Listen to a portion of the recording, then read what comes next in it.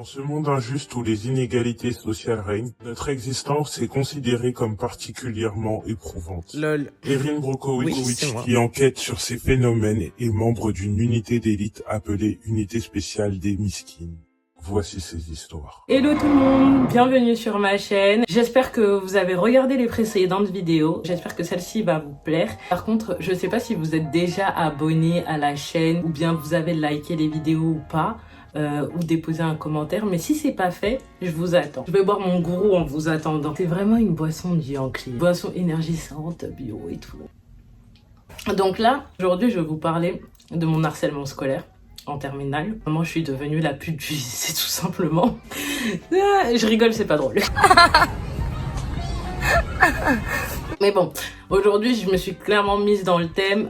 J'ai mis le décolleté le plus profond. Même, je pense que je vais ajouter un peu de gloss. Ça, au moins, cette fois-ci, les gens auront des raisons de parler. Dans la vie, tu fais rien, rien demander à personne. Et on est là, on crée des réputations de ouf. Donc, tout commence en quatrième. Je vais vous faire un petit contexte avant. Depuis la quatrième, je sais pas pourquoi je suis instable. Je n'aime pas rester dans un établissement. Donc chaque année, j'arrêtais pas de changer. Et c'est soit j'allais en privé, soit j'allais en public. J'ai jamais été virée, c'était juste par envie. À un moment donné aussi, il y avait des raisons comme j'étais députée du Val-de-Marne, donc il fallait absolument que je sois dans une école publique. À un moment donné, c'est que l'école publique, c'était vraiment trop de la merde, et selon ma mère, donc fallait que j'aille en privé pour mes études en supérieur et tout, et ça m'arrangeait. Mais des fois, ma mère, elle en avait marre parce que chaque année, on faisait un nouveau dossier d'inscription. Et tous les jours, je la travaillais au corps en disant « Oui, je veux aller dans telle école, c'est la meilleure et tout. » Moi, j'ai toujours été fan d'aller à l'internat, je sais pas pourquoi. Là, j'ai supplié ma mère pour aller dans ce lycée-là, dans ce fameux lycée privé catholique dans Paris. Et j'ai été acceptée. Le jour de la rentrée arrive. Je retrouve même une pote de la première avec qui c'était pas du tout prévu. Et là, on se dit « Oh, mais meuf, trop bien, je connais déjà quelqu'un. » Mais après, quand t'as déjà fait une école privée, tous les gens qui ont fait une école privée, ils savent ça. C'est que c'est une secte. Ça veut dire si tu connais quelqu'un là-bas, c'est sûr que tu connaîtras quelqu'un dans une autre école. Forcément, tu verras le mec ou la pote de je ne sais pas qui, de je ne sais pas quoi, mais tu trouveras forcément quelqu'un avec qui te faire pote. Donc moi, j'arrive et tout. Terminale STMG, trop cool, je retrouve deux personnes de ma seconde où j'étais en privé aussi dans Paris.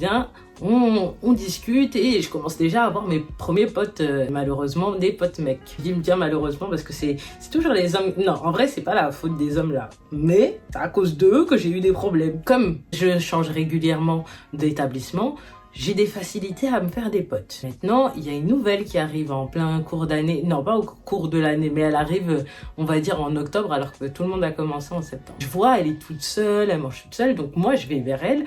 Et j'essaye de l'intégrer au maximum. En plus, elle me raconte sa vie. Elle a une vie un peu pas facile.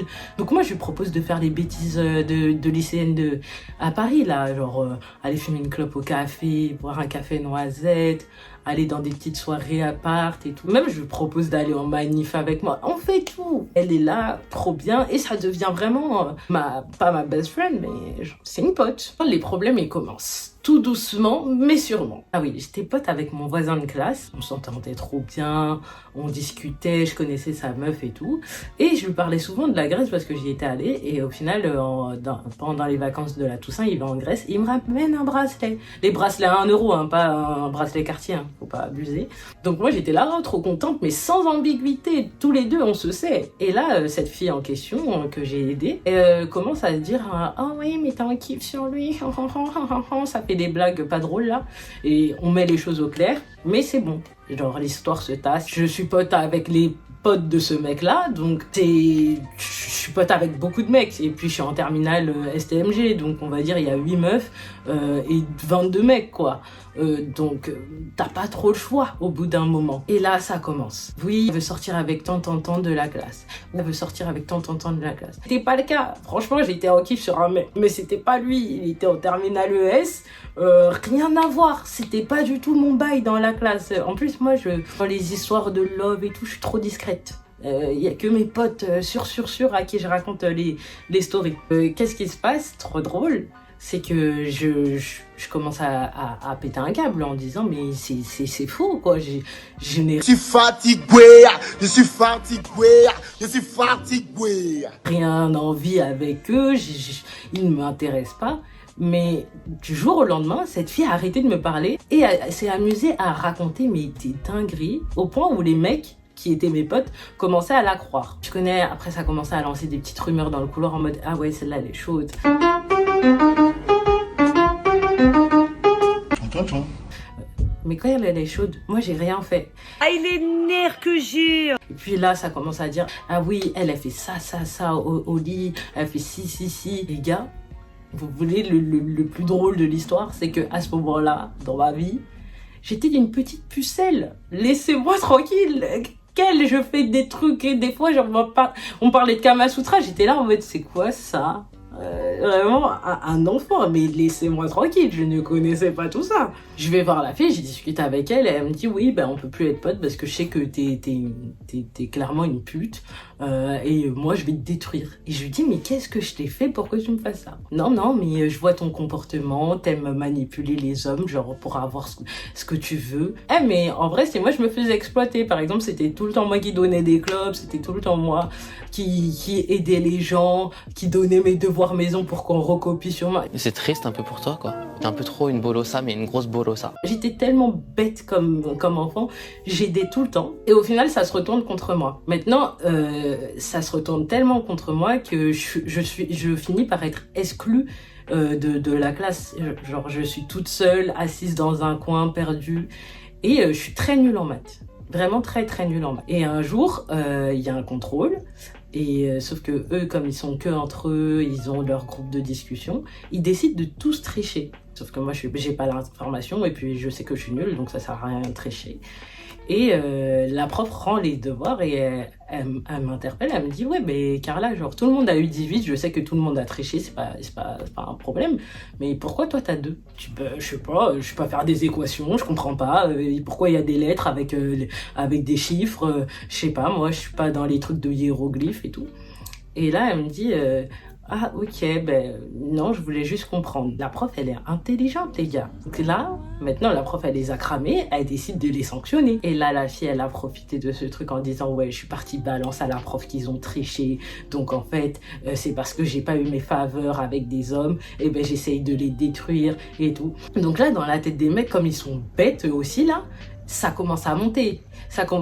Limite, je deviens le choléra. Plus personne veut me dire bonjour. Quand je parle, je sais pas, on m'interroge en classe, ça souffle et tout. Et dès qu'il y a quelqu'un qui arrive, par exemple, en dehors de la classe, ouais, c'est une pute. Salope, ok.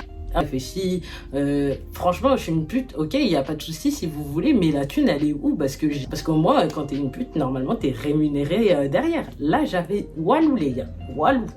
Ça continue, et franchement, ça me mettait tellement mal. Parce que le fait que personne ne m'aime, encore ça allait, parce que je savais qu'il y avait ma pote de la première qui était là, et qui, elle savait très bien, donc j'avais encore une amie, tu vois, mais au bout d'un moment, quand tous les jours les gens ils te disent que t'es une pute, tu finis par le croire. Mais le soir, quand je rentrais chez moi, j'étais dépressive, je voulais tirer une balle. Mais quand je vous dis tirer une balle, c'était pas des lol. J'écoutais du Diams, j'écoutais Diams SOS, j'écoutais du Adele. J'ai rarement eu autant envie de me défenestrer en écoutant de la musique. Toutes les musiques bien dépressives et tout, je commençais à développer une phobie scolaire. J'avais jamais séché de ma vie. Alors la terminale, j'ai jamais autant séché. Je suis vraiment désolée maman, parce que je sais que en vrai chaque cours tu payes, tu vois. Et pour certains cours, elle a payé pour rien, la pauvre. Maintenant, la rumeur, elle commence tellement à apprendre que comme je suis dans une école privée catholique, il y a des trucs un peu éveil à la foi. Là, le diacre de l'école, il m'appelle, il me convoque en gros, et il me dit oui, j'aimerais bien discuter avec toi de ton rapport avec le corps. Quoi faire? Moi au début je comprenais pas pourquoi il m'appelait, et il me dit oui, franchement tu sais t'es une femme, t'es censée te préserver, t'es censée avoir le respect de ta personne et tout. Et là je comprends en fait que c'est juste qu'il a eu la réputation de pute qui est arrivée à son oreille.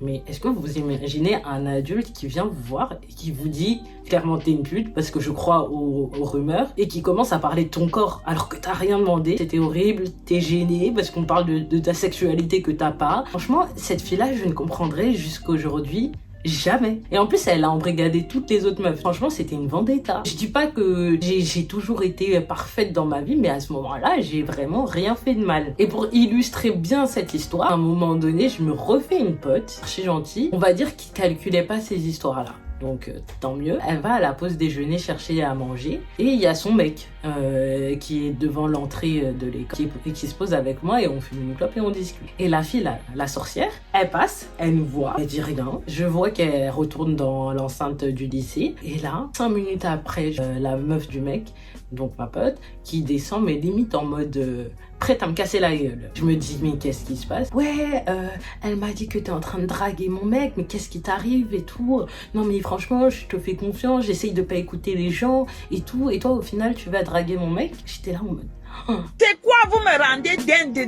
Je deviens dinde à cause de vous, je ne sais même plus par où commencer. Dieu merci, oh là là, vraiment Dieu merci. Ce jour-là, il y avait la meilleure pote de cette fille qui était avec nous, qui est passé genre 2 ou 3 minutes discuter avec nous et qui était là et qui lui a dit mais genre elle a rien fait, genre elle était là, on parlait même de l'école, on discute mais j'étais là et il y avait rien, il y avait pas de drague et tout. Elle fait ah bon, mais tu sais qu'ils ont créé un groupe Messenger pour parler de toi et en disant ouais fais attention, il est en train de gérer ton mec en bas, tu devrais aller voir et tout. Quand j'ai compris que en fait tout ce que je faisais ça se retournait contre moi, j'ai décidé d'éviter les mecs. Je me suis dit ben c'est peut-être ça la solution, j'évite les mecs. Je pensais que ça a suffi? Absolument pas. J'apprends qu'ils ont créé un groupe où ils parlent sur ma gueule. Ils parlent sur moi pour dire que je suis une pute. Mais les gars, vous avez pas d'occupation. Et puis, vous êtes en train de me détruire. À la fin, je voulais plus aller en cours. Ça me stressait tellement. À chaque fois, je savais que je parlais avec quelqu'un, je pouvais avoir une réputation. Et puis aussi pour le mec que je voulais, que j'aimais bien, au final, le vrai mec que j'aimais bien là. Mais j'étais traumatisée. Ça veut dire que quand il m'a parlé pour la première fois, on a commencé à échanger par message. J'étais tellement paniquée de ce qu'il pouvait répéter de notre conversation pour que ça finisse contre moi, que j'étais bloquée comme un iceberg. Mais quand je vous dis bloquée, c'était n'importe quoi. Et c'est ma pote qui m'aidait à le draguer et tout. Et ça aussi, c'est une autre histoire parce que cette fille-là qui m'a aidée, vous savez, elle m'a fait quoi? Un tacle à la gorge. On appelle ça un tacle à la gorge. Mais ça aussi, je vais vous raconter, vous inquiétez pas. Tout ça pour dire que cette fille-là, elle a détruit ma scolarité comme jamais et elle a détruit ma confiance en moi pour très très longtemps. Pour vous dire, j'en parle encore aujourd'hui, mais j'en parle sur YouTube, ok? Mais j'en parle encore à mes potes. Moi, je suis traumatisée. Tout le monde me décrit comme serviable et tout. Je le suis toujours, mais je me dis toujours, cette personne, elle peut te faire du mal. N'oublie pas ce que cette fille-là t'a fait. Je n'ai toujours pas compris la raison. Parce qu'elle ne m'a jamais expliqué quelle était la raison. Parce que je l'ai aidée, on était potes, je lui ai passé de la thune, je lui ai déjà payé des déjeuners, je lui ai payé des soirées. J'ai pas compris. Mais je suis devenue la pute du lycée. Et puis, mais franchement, heureusement, j'ai fait ma première année de supérieure à Boulogne. Il y avait personne que je connaissais. Mais cette réputation, elle m'a pas suivie. Dieu merci. Vous vous imaginez, vous, toute votre vie, on vous dit que vous êtes une pute? En tout cas, l'histoire, elle est finie. J'espère en tout cas que cette petite histoire de mon harcèlement scolaire vous a plu. J'ai essayé de ne pas être trop dramatique, même si ça m'a beaucoup marqué. Mais en attendant la prochaine vidéo, n'hésitez pas à liker, commenter, abonner, tout ça. Oui, je vous dis ciao. It's my shit, it's my way, do it like that, now, baby, you don't miss it.